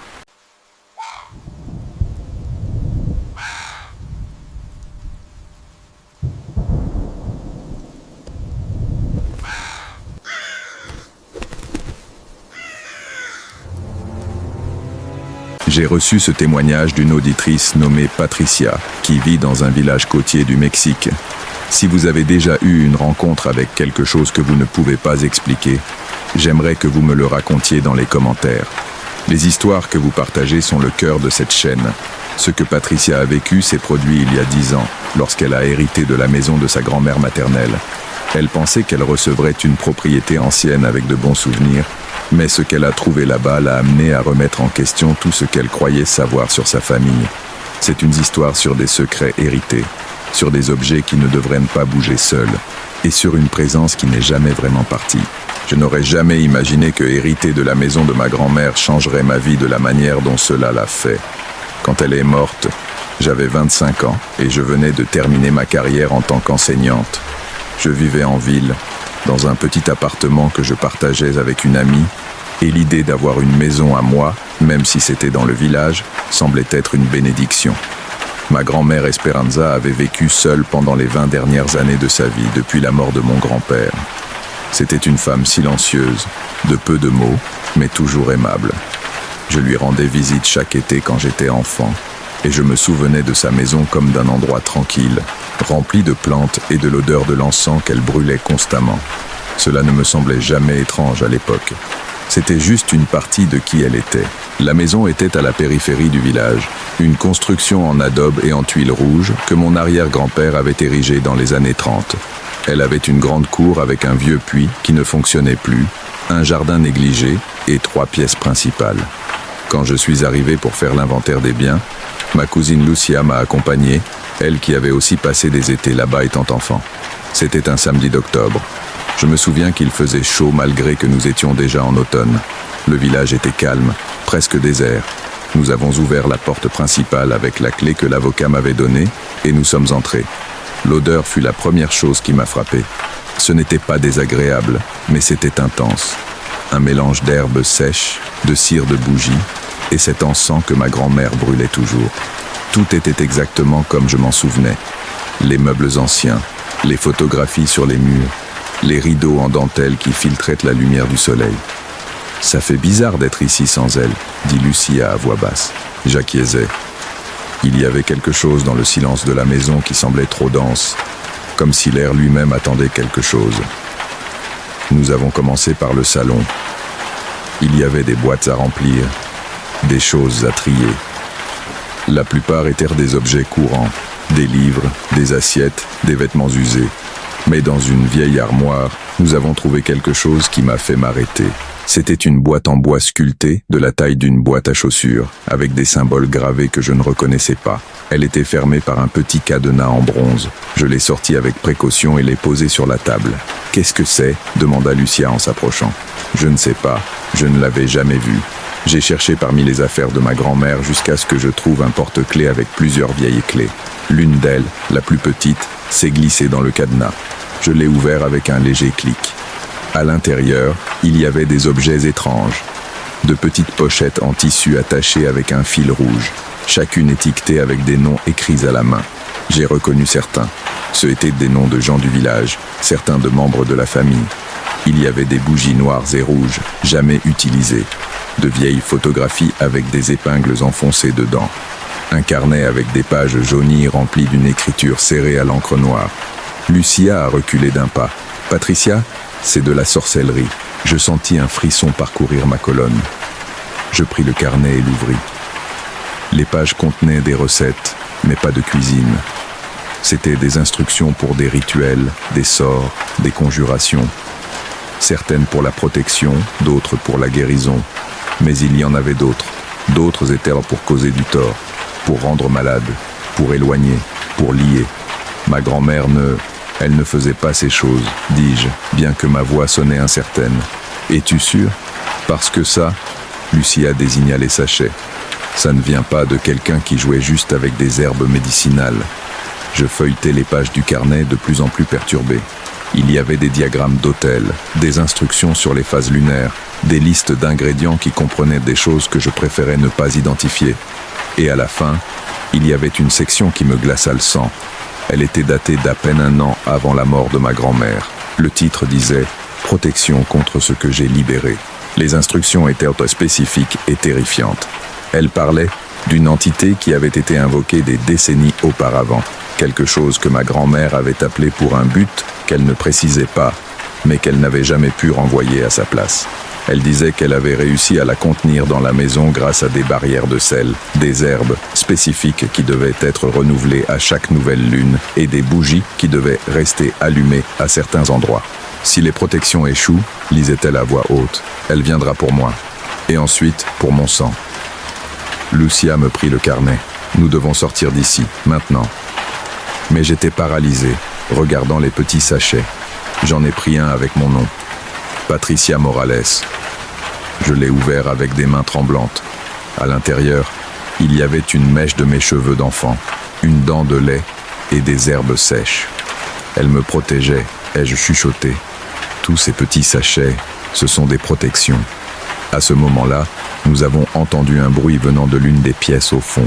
C'était comme quelque chose de lourd traînant sur le sol. Nous sommes restés complètement immobiles. « Y a-t-il quelqu'un d'autre dans la maison ?» demanda Lucia. « Il ne devrait pas y en avoir. » Le bruit se répéta, plus fort, puis le silence. Contre tout instinct de survie, je me suis dirigé vers la pièce d'où provenait le bruit.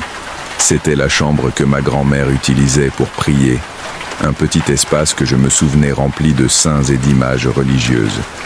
Lucia m'a suivi, bien que je pouvais entendre sa respiration accélérée derrière moi. J'ai ouvert la porte lentement. La pièce était exactement comme je me la rappelais, sauf pour un détail. Toutes les bougies que ma grand-mère gardait allumées étaient éteintes. Et sur le sol, formant un cercle parfait autour d'un petit autel, il y avait du sel répandu. Mais la ligne de sel était rompue à un endroit, comme si quelque chose l'avait traversée. « Putain !» murmura Lucia. Sur l'autel, il y avait une photographie que je n'avais jamais vue auparavant. C'était celle de ma grand-mère quand elle était jeune, peut-être âgée de 25 ans, l'âge que j'avais maintenant. Elle se tenait aux côtés d'une autre femme que je ne reconnaissais pas. Toutes deux regardèrent l'appareil photo avec des expressions sérieuses. Derrière elle, on voyait cette même pièce, mais différente, plus vide. J'ai pris la photo. Au verso, avec l'écriture de ma grand-mère, il était écrit « Juliana et moi, le jour du pacte, 1952 ». « Qui est Juliana ?» demanda Lucia. « Je ne sais pas, je n'ai jamais entendu ce nom dans la famille. » Soudain, la température de la pièce a chuté drastiquement. Je pouvais voir ma respiration se condenser dans l'air. Les rideaux ont commencé à bouger bien qu'il n'y ait pas de vent. Et puis, nous avons entendu une voix. Elle était douce, presque un murmure, mais clairement féminine. Elle venait de partout et de nulle part à la fois. « Espérance, tu as promis. » Lucia m'a agrippé le bras avec force. « Nous y allons, maintenant. » Mais je regardais le vieux miroir qui pendait au mur de la chambre. Dans son reflet, je pouvais voir quelque chose qui n'était pas vraiment là. une silhouette de femme, debout juste derrière nous. Elle avait de longs cheveux noirs, portait des vêtements anciens, et son visage était décomposé, comme si elle était morte depuis longtemps. Je me suis retourné brusquement, mais il n'y avait personne derrière nous. J'ai regardé à nouveau dans le miroir. La silhouette était toujours là, et maintenant elle nous regardait directement. « Tu as son sang », a dit la voix, et cette fois j'ai su qu'elle venait de la silhouette dans le miroir. « Tu peux payer sa dette ». Nous sommes sortis en courant de la chambre. Lucia a trébuché sur quelque chose et est tombée, et quand je me suis penché pour l'aider, j'ai vu qu'elle avait trébuché sur une ligne de sel qui traversait le seuil de la porte. C'était l'une des barrières protectrices de ma grand-mère. En la franchissant, nous avions brisé le seau. Nous avons réussi à sortir de la maison et avons couru jusqu'à la voiture. Lucia a démarré avec des mains tremblantes et n'a pas arrêté jusqu'à ce que nous soyons de retour au village, devant l'église. « Je n'y retourne pas », a-t-elle dit avec fermeté. « Et toi non plus, tu ne devrais pas. » Mais je savais que je ne pouvais pas simplement ignorer ce qui s'était passé. Cette nuit-là, à l'hôtel du village, je n'ai pas pu dormir. Je pensais encore au carnet, à la photographie, à cette femme dans le miroir. Qui était Juliana? Quel pacte ma grand-mère avait-elle fait? Le lendemain, je suis allé à l'église chercher des réponses. Le père Thomas avait connu ma grand-mère pendant des années. Quand je lui ai raconté ce que j'avais trouvé, son expression est devenue grave. « Ta grand-mère est venue se confesser à moi de nombreuses fois, me dit-il. Mais il y avait des choses qu'elle n'a jamais pu me dire complètement. Elle parlait toujours d'une erreur de jeunesse, de quelque chose qu'elle avait fait avec sa meilleure amie et qui avait mal tourné. Juliana ?» Il hocha lentement la tête. « Juliana Cervantes. Elle est morte en 1952, dans des circonstances mystérieuses.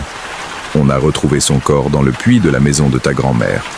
Officiellement, c'était un accident, mais il y avait des rumeurs.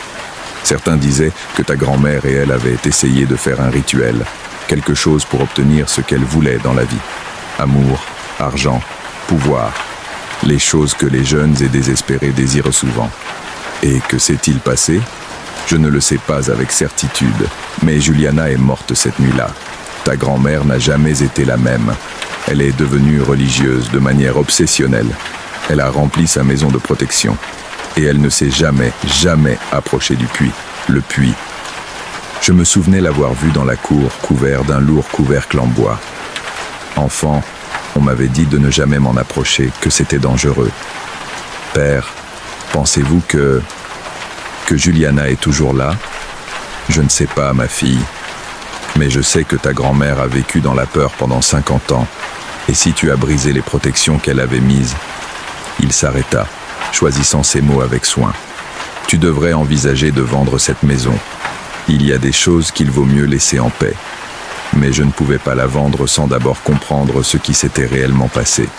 Cet après-midi-là, je suis retourné à la maison, seul. J'ai emporté avec moi de l'eau bénite que le père Thomas m'avait donnée, du sel neuf et le carnet de ma grand-mère. La maison semblait différente en pleine lumière du jour, moins menaçante, mais l'air restait tendu.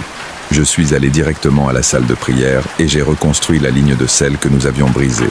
Selon le carnet, je devais aussi allumer des bougies spécifiques à certains endroits de la maison.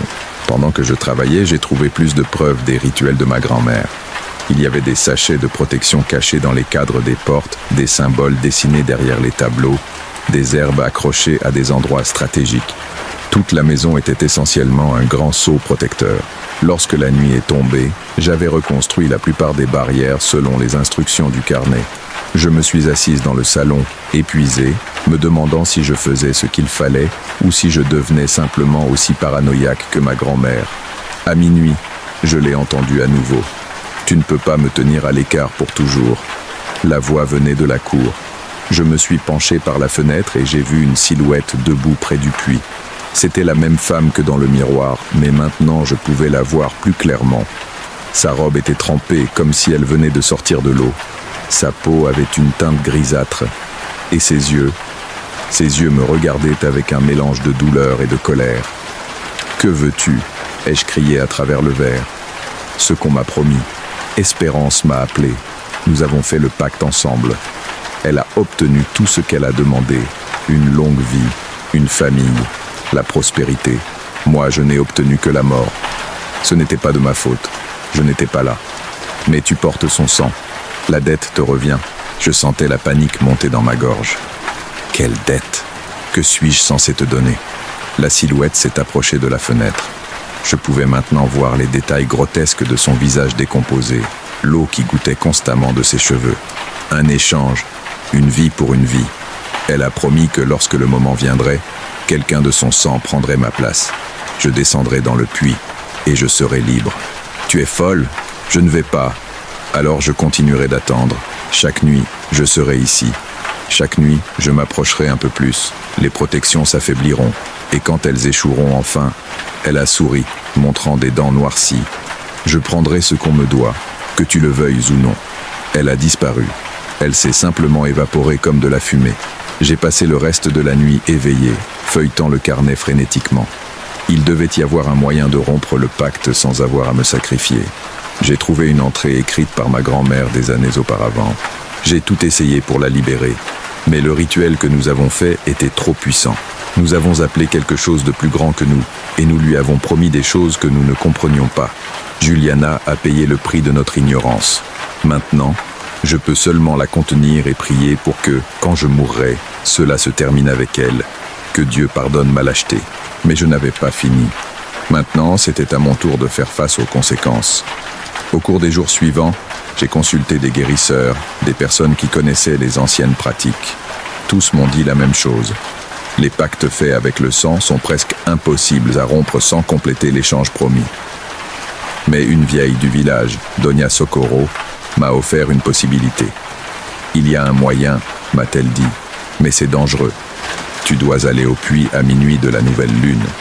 Apporte une offrande qui représente ce que ta grand-mère a reçu, quelque chose de valeur pour ta famille.